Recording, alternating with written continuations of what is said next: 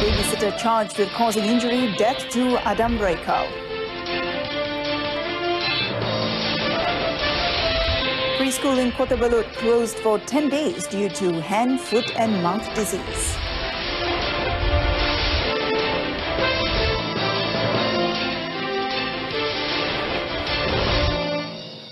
Hello and good evening. I'm Mohan-Priya. Welcome to News on 2. A babysitter who is the main suspect in the case of 5-month-old Adam Raikal Mohammad Sufi Naif found dead in a refrigerator on July 3rd pleaded not guilty at the Selayang Sessions Court today. The accused Nur Akila Abdul Rahman, 33, claimed trial to 2 charges before Judge Shafira Mohammad Said.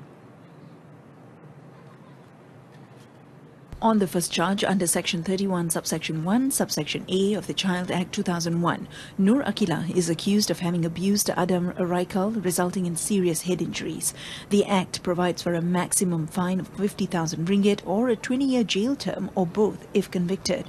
On the second charge, Nur Akila is accused of having disposed of Adam Raikal's body with the intention of concealing his death to cover up the crime. The charge under Section 201 of the Penal Code provides for a maximum 3-year jail term and a fine.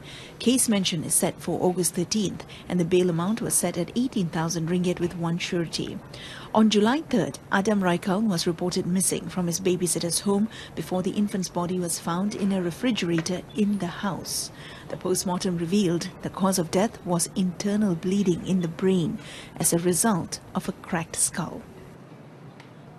Defence Minister Mohammad Sabu has assured that there will be no cover-up in the probe into the death of a Navy cadet on May 19th while undergoing training in Lumut, Perak. In a statement released, he said the investigation will be carried out independently and fairly with no cover-ups and appealed to the family to be patient and wait for the probe to be completed. The Defence Minister also instructed the Royal Malaysian Navy TLDM to release a detailed report on its probe into the death of Graduate Officer Cadet J. Susei Manikam while undergoing training on board KD Sultan Idris. He also said that stern action would be taken against those involved if there was evidence of any misconduct that resulted in the death of Susei Manikam. Yesterday, Susei Manikam's family demanded that TLDM and the Royal Malaysian Police provide a detailed explanation of the cause of the cadet's death. The family's lawyer N. Surendran said he was concerned about the cause of Susei Manikam's death as the preliminary report stated that he had died of fluid in the lungs when the medical report prior to the training revealed that he was very fit.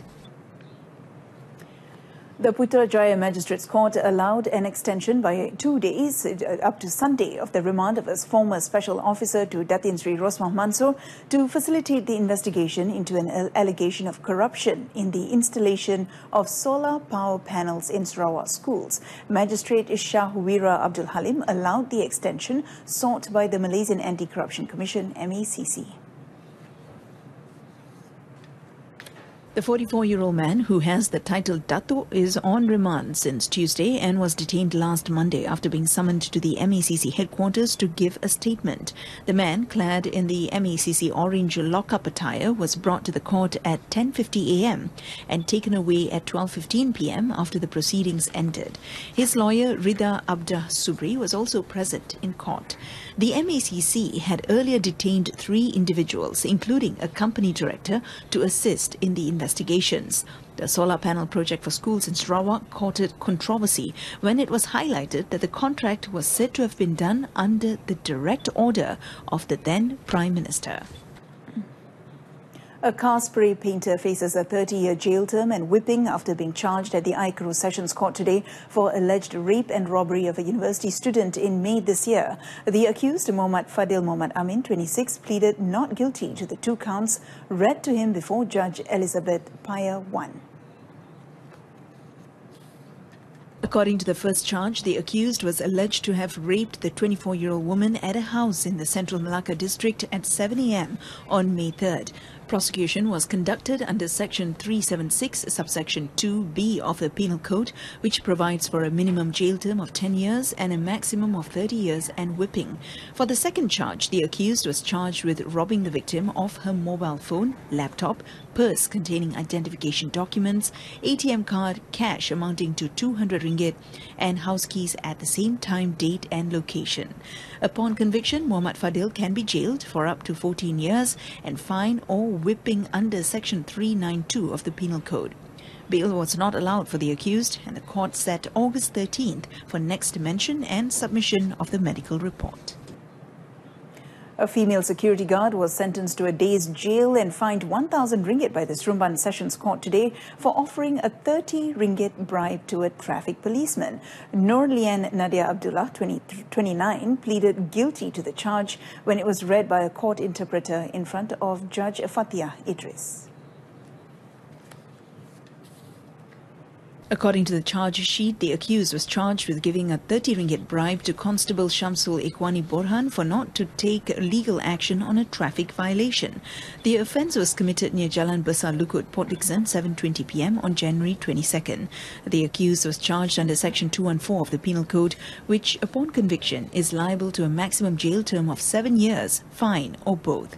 The accused, who cried after pleading guilty, appealed for the lightest sentence as she was a single mother taking care of a child and her own mother.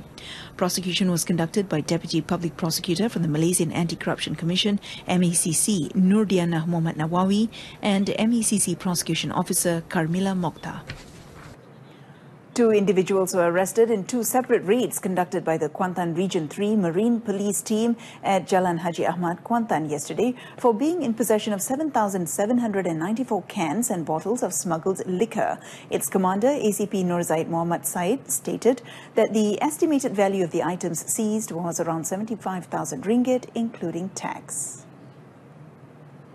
Mana OKT pertama kedua ni ada hubungan anak dan bapa lah, 2 orang bangsa Cina lah. Dua-duanya berumur di antara 30 tahun dan 59 tahun. Jadi keseluruhan rampasan yang kita minuman keras ini adalah berjumlah 7,794 tin yang nilai harga minuman keras ini termasuk cukainya adalah lebih kurang 75,000 lah. ACP Nur Zaid said 618 cans and 48 bottles of liquor, estimated to be worth 4,612 ringgit, were seized in the first raid at a mini-market, while over 7,128 more cans of liquor worth almost 64,000 ringgit were confiscated in a second raid at a warehouse. ACP Nur Zaid said liquor with a tax-exempt label should only be sold in duty-free zones. He believes that the items confiscated derived from syndicates. Both suspects are being investigated under Section 135, subsection 1E of the Customs Act 1967. A preschool class at Sekolah Kebangsaan Kiau, Kota Belud, Sabah was ordered to be closed for 10 days effective last Wednesday following the infection of the hand, foot and mouth disease, HFMD. 2 pupils of the school are confirmed to have been infected with HFMD. Sabah State Education Director Datuk Maimunah Shuhaibul told RTM in Kota Kinabalu that the department has yet to receive a report on such a case in other schools. However, the department will continue to monitor the situation at all schools in Sabah. And here's an update on the hand, foot and mouth disease situation in Penang. As of yesterday evening, the number of victims stood at 1,783. This is an increase of 69.5% compared to 1,052 victims in the same corresponding period last year. According to the State Health, Agriculture and Agro-Based Industry and Rural Development Exco, Afif Baharuddin, who conducted a joint survey with the Penang State Health Department last night, 26 premises affected by the disease were ordered to be closed. These premises include 5 primary schools, 4 nurseries, 15 kindergartens, a nursing home and a preschool. More than 60 such facilities have been ordered to be shut down for 10 days so far this year. According to Afif, 6 cases were under surveillance and the victims were placed in temporary wards with conditions reported as stable. There is no specific treatment for HFMD, so prevention is crucial. Though not fatal, HFMD can bring excruciating pain to children with raw white ulcers that fill their mouth cavity until being unable to eat. Deputy Prime Minister Datuk Sri Dr. Wan Azizah Wan Ismail has expressed gratitude that Home Minister Tan Sri Muhyiddin Yassin has safely undergone a surgery to remove a tumour in his pancreas. The Deputy Premier also said she was informed that the Home Minister is now in stable condition and would be on leave for follow-up treatment. Datuk Sri Dr. Wan Azizah also said she would pray for his speedy recovery. Earlier, the Ministry of Home Affairs said in a statement yesterday that Tan Sri Muhyiddin would be on leave beginning yesterday to undergo follow-up treatment and is expected to be back to work within a month's time. The Home Minister's office also said that Prime Minister Tun Dr. Mahathir Mohamad would carry out the tasks of the Home Minister during his absence. Welcome back. Malaysia will continue to work closely with stakeholders to ensure the national shipping sector remains dynamic and in trend with the global market. This is implemented through various policies, strategies and facilities that will benefit the nation. Speaking at the launch of the Malaysian Maritime Institute's 25th anniversary in Putrajaya, Deputy Minister of Transport Datuk Kamaruddin Jaafar said being strategically positioned between the Indian and the Pacific Ocean, the bustling state of the country's waters must be safeguarded. Furthermore, Datuk Kamaruddin said to seize the opportunities offered in the country's busy shipping seas, the shipping and harbour industries must be equipped with the latest global maritime technology. The government will continue its efforts to improve the lives of farmers and fishermen in the country so that they do not depend solely on subsidies and aid.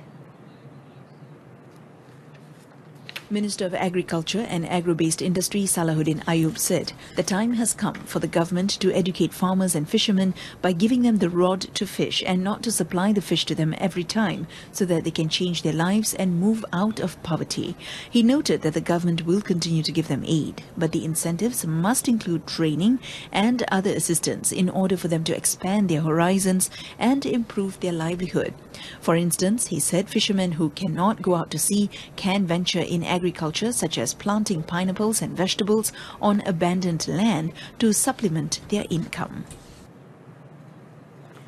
Now, the Pulau Pinang Health Department has ordered 8 premises, including 3 popular Nasi Kandar restaurants in Lebo Chulia and Little India in Georgetown, to close down for failing to comply with hygiene standards under Section 11 of the Food Act 1983. The crackdown began last night following a 2-week grace period notice issued to all the premises concerned.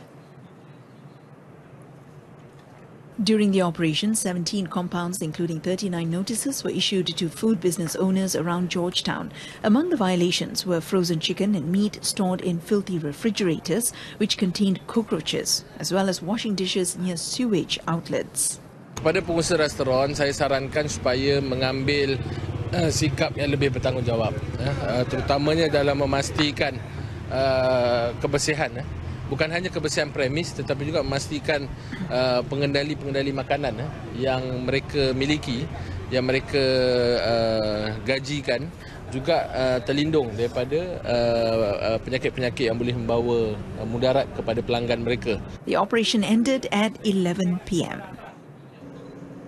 In our top story today, a babysitter charged with causing injury and death to Adam Raikal. Join us again at 12:30 tomorrow afternoon. I'm Mohana Priya. Stay tuned to TV2 and have a great weekend.